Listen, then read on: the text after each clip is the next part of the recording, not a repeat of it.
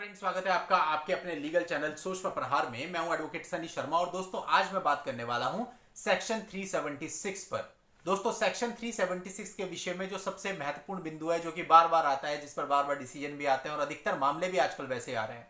देखिए 376 का अपराध यानी कि किसी भी लड़की का जीवन जिससे खराब हो जाता है, इज्जत खराब हो जाती है, यह बहुत ही घिनौना अपराध है। और ये जो अपराध है इसके लिए दोषी को कड़ी से कड़ी सजा मिलनी चाहिए। इसके साथ साथ हमें यह भी जानना चाहिए कि आज के समय में फेक 376 के केस बहुत ज्यादा हो रहे हैं, यानी कि दोनों आपसी सहमति से साथ में रहते हैं, रिलेशंस बनाते हैं और उसके बाद जब उन दोनों के बीच में अनबन होती है तो फिर लड़के पर आरोप लगा दिया जाता है कि इसने मुझे झांसा दिया और मेरा फायदा उठा लिया, मेरे साथ संबंध बना लिए। दोस्तों कुछ मामलों में ये बात सही होती है, लेकिन अधिकतर मामलों में ये बात झूठी पाई जाती है। लेकिन अगर ये बात झूठी भी हो तब भी लड़के को 376 का ट्रायल फेस करना पड़ता है और समाज में बेइज्जती भी होती है। तो समय समय पर अलग अलग तरह के वर्डिक्ट कोर्ट्स के आते रहते हैं, जिनको जानने के बाद हमें पता चलता है कि हम कहां पे स्टैंड करते हैं। यानी कि जिन लड़कों के साथ गलत हुआ है वो भी इन वर्डिक्ट को जरूर देखें ताकि उनको पता चले कि एक्चुअल में उनके केस की पोजीशन क्या है। और जिन लड़कियों के साथ गलत हुआ है, क्योंकि कुछ मामले ऐसे होते भी हैं जहां लड़के एक्चुअल में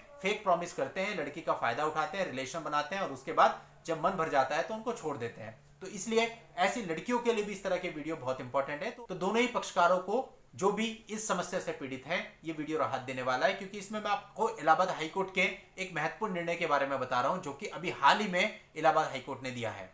तो दोस्तों वीडियो बहुत इंपॉर्टेंट है, वीडियो में आखिर तक बने रहिएगा। चैनल को सब्सक्राइब नहीं किया है तो सब्सक्राइब करके नोटिफिकेशन बेल पर क्लिक कर लें और हाँ, डिस्क्रिप्शन में जाके इंस्टाग्राम और ट्विटर पर हमको जरूर फॉलो कर लें।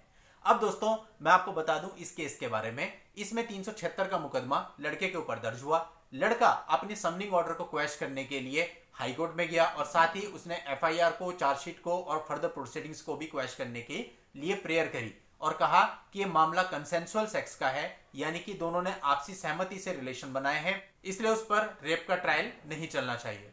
अब दोस्तों लड़के पर यह आरोप थे कि लड़के ने उस लड़की को शादी का झांसा देकर के उसके साथ संबंध बनाए हैं और बाद में शादी करने से मना कर दिया, अपने पारिवारिक चीजों को दिखाते हुए, पारिवारिक ट्रेडिशनल को दिखाते हुए कि हमारे यहाँ पे ऐसा नहीं होता है, इसलिए मैं तुमसे शादी नहीं कर सकता हूँ। जो भी उनके रिचुअल्स होंगे अपने अकॉर्डिंग उसने बताया कि हमारे यहाँ ऐसा नहीं होता है, इसलिए मैं तुमसे शादी नहीं कर सकता हूँ। साथ ही साथ उसने लड़की के सिंदूर भी लगाया था, जो कि हमारे हिंदू रिचुअल्स में एक बहुत बड़ी चीज मानी जाती है। अगर आप किसी की मांग भर रहे हो तो जाहिर सी बात है आप उसको प्रॉमिस कर रहे हो कि मैं तुझसे शादी करूंगा और उसी प्रॉमिस में वो लड़की आपके साथ है। तो ये एक बहुत बड़ा नेगेटिव पॉइंट था इसमें लड़के की तरफ से, जो कि लड़के के पक्ष को कमजोर करता था। कंप्लेनेंट के अनुसार इस प्रकार से उसने सिंदूर भरा, उसके बाद शादी का वादा करा और उसके बाद संबंध बना लिए। साथ ही साथ पूरे केस में यह मामला बिल्कुल क्लियर था कि लड़के को पहले से ही पता था कि लड़की ऐसे ग्राउंड से है और उसके फैमिली ट्रेडिशन के अनुसार वो उससे शादी नहीं कर सकता।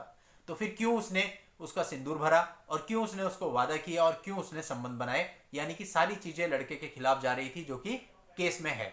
अब दोस्तों ये सारी ही चीजों को देखते हुए कोर्ट ने कहा कि कोर्ट इंटेंशन और मोटिव के बेस पर काम करती है। जैसे कि मैं आपको बहुत सारे वीडियोज में बता चुका हूं कि कोर्ट में आपकी इंटेंशन मैटर करती है।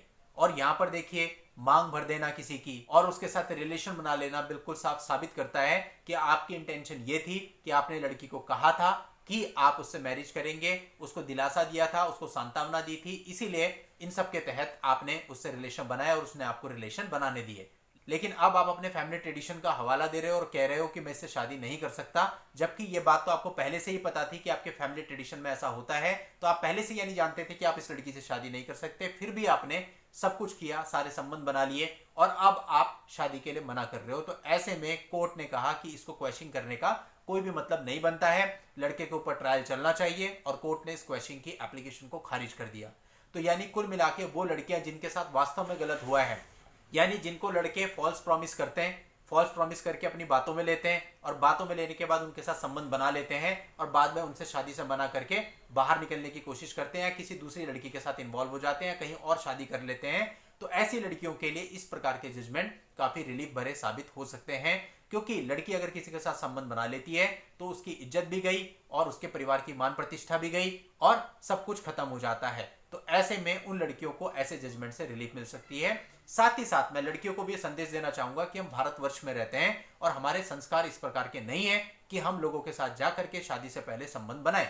ये सारी विदेशी कल्चर है, हमारा कल्चर ये नहीं है और हम इन सारी चीजों की तरफ आज के समय में भाग रहे हैं, इसीलिए ये सारी गलत चीजें हो रही हैं। यदि आप अपना और अपने माता पिता का थोड़ा सा भी सम्मान करती हैं तो आपका पहला फर्ज यह है कि चाहे आप किसी से प्यार भले ही करें, लेकिन उसके साथ संबंध तब तक ना बनाएं जब तक आपका विवाह नहीं हो जाता है, क्योंकि इससे आपके मम्मी पापा, आपके परिवार वाले किसी के साथ आंख मिलाने लायक नहीं रहते जब ये बातें बाहर जाती हैं, कोर्ट कचहरी में जाती हैं। तो please think about it positively. और आप लोगों की हेल्प के लिए जजमेंट का लिंक आपको इस वीडियो के नीचे डिस्क्रिप्शन में मिल जाएगा, वहां जाकर के आप इस जजमेंट को देख करके, पढ़ करके, डाउनलोड करके अपने पास रख सकते हैं। और अगर आपके मामले की परिस्थितियां सेम है तो आप इसे अपने मामले में यूज करके इसका लाभ भी उठा सकते हैं। नेक्स्ट वीडियो में नई लीगल जानकारी के साथ मैं आपसे फिर मिलता हूं, तब तक के लिए goodbye and thank you for watching. Take care.